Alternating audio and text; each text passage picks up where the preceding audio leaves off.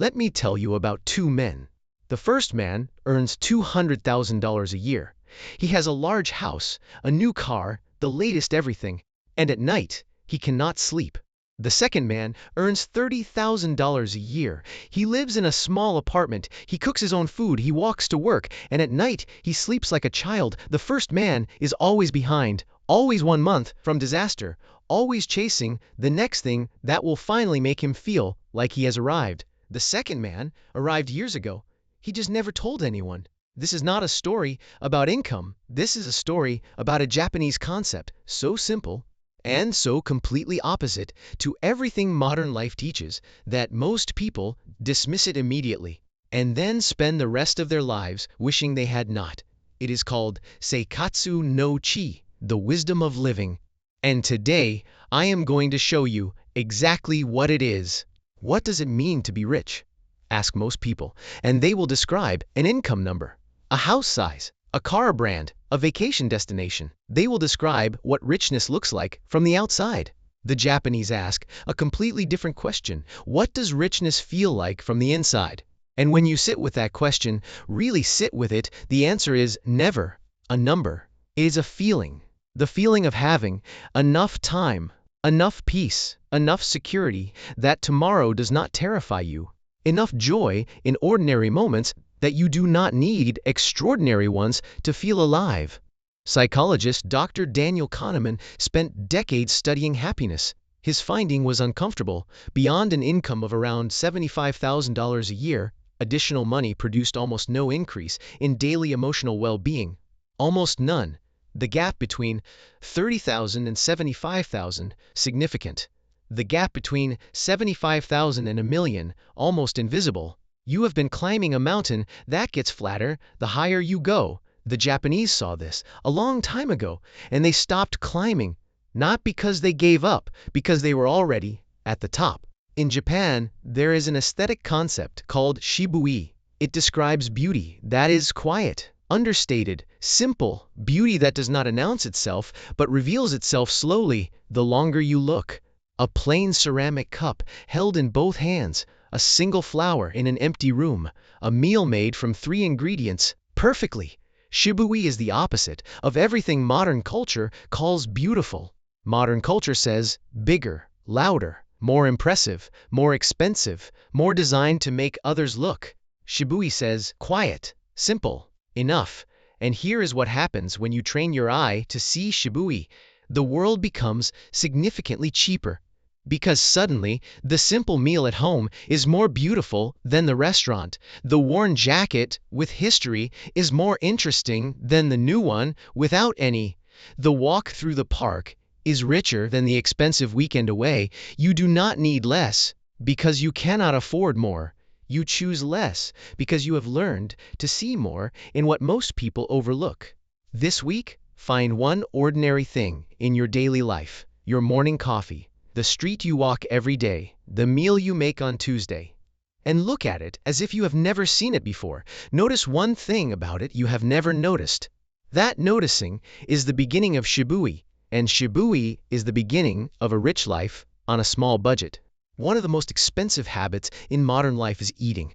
Not because food is expensive, because the way we eat is expensive. Delivery apps, restaurant meals, overpackaged convenience food, snacks bought without hunger, coffee bought out of habit. The average American family spends over $3,000 a year eating outside the home. $3,000. The Japanese have a meal philosophy called Ichiju Sansai, 1 soup, 3 sides. It is the traditional structure of a Japanese meal, not a diet, not a restriction, a framework. 1 warm soup, 3 small dishes, rice, simple ingredients, prepared at home, eaten slowly, with attention. This meal costs a fraction of what most people spend on a single restaurant visit.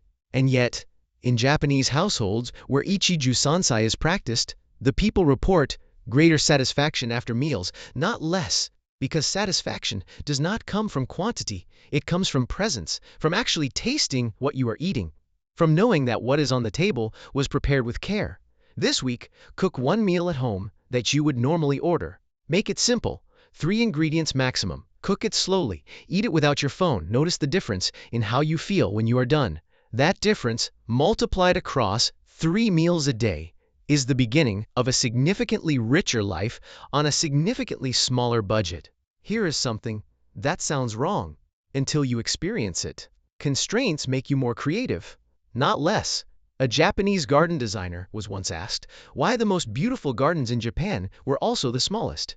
His answer was simple: because a large space allows you to avoid making decisions. A small space forces you to make only the right ones. This is the gift of constraints.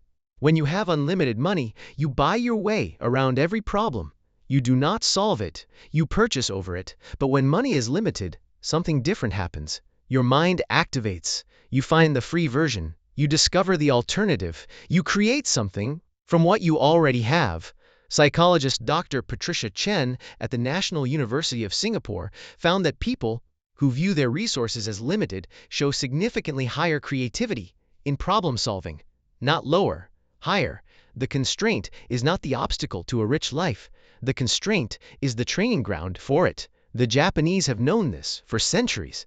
A nation with limited natural resources that became one of the most innovative in human history, not despite the constraint, because of it.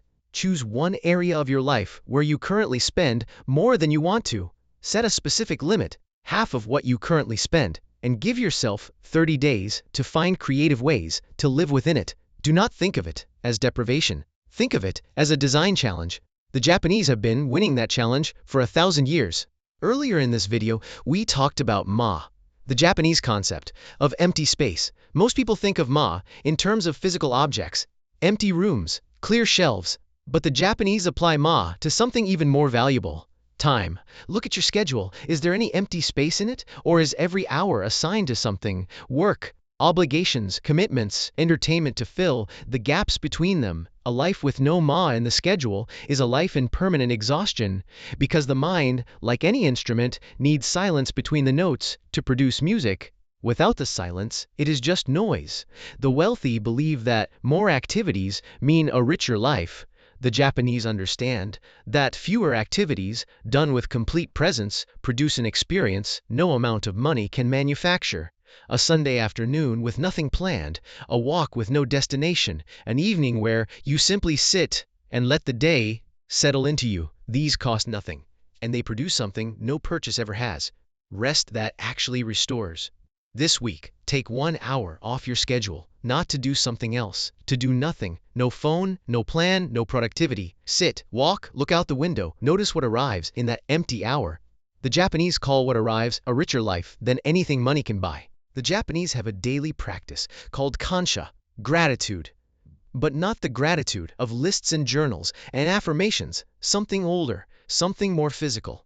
In traditional Japanese homes, before every meal, the family says "itadakimasu," which translates roughly as "I humbly receive," not just for the food, for the farmer who grew it, for the rain that watered it, for the hands that prepared it, for the fact that today, unlike many days in history, there is food on the table at all. This is kansha, the conscious acknowledgement that what you have right now is more than most humans in most of history ever had. Now here is why this matters financially. Research by psychologist Dr. Robert Emmons at the University of California, Davis found one consistent result across dozens of studies: grateful people buy less, not because they have less desire, but because gratitude satisfies a hunger that spending never can. When you feel genuinely grateful for what you already have, the urge to acquire more weakens significantly. Not because you convince yourself not to want, but because you already feel what people spend their whole lives trying to purchase: enough. Kansha does not make you poor, it makes you feel rich on exactly what you have. Tonight, before you sleep, say 3 things out loud, not write. Say 3 things you have right now that you would not trade, not things you want, things you have. Do this every night for 7 days, and watch what happens to how often you open a shopping app. Let me tell you what enough actually buys. It buys sleep. The sleep of someone who does not owe next month's piece to this month's credit card. It buys time, time that belongs to you, not to a payment schedule, not to overtime to cover what you spent last weekend. It buys presence, the ability to sit with the people you love and actually be there, not calculating, not scrolling, not mentally somewhere else trying to solve a problem that spending created. It buys options, the option to say no to the job that is killing you, the option to say yes to the opportunity that does not pay well but feeds something in you that money never has. These are not small things. These are the things people spend their entire lives trying to buy with the very money that prevents them from having any of them. The Japanese call this seikatsu no tomoshibi, the light of a good life. Not a bright light, a steady one, a candle that does not burn out because it has never been asked to burn more than it has. There is an old woman in a small town in Japan. She is 83 years old. She has lived her entire life in the same small house. She has never owned a new car, never taken a luxury vacation, never owned anything that could be called impressive. When a journalist visited her recently and asked if she felt she had missed out, she laughed. She said, "I have had the same neighbors for 60 years. I have watched every sunset from this window. I have cooked 10,000 meals in this kitchen. I have slept well every night of my adult life." She paused, and then she said, "What exactly did I miss?" The journalist had no answer. Neither do I. A rich life is not a life with more in it. It is a life where what is in it is actually felt, actually tasted, actually lived.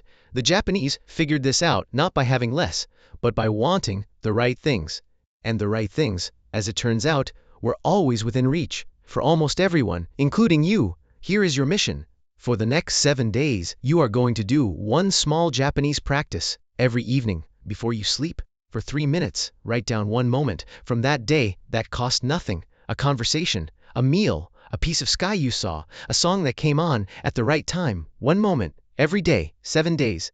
At the end of the 7 days, read the list and ask yourself honestly, was this a poor week? Or was this actually a rich one? Write your answer in the comments, and then write the vow of Seikatsu no Chie. I live richly on what I have. I need nothing to feel enough. I already am. Small money, big life. The Japanese proved it is possible. Now, prove it for yourself. Ichigo Ichie. One moment, one chance. This one is yours.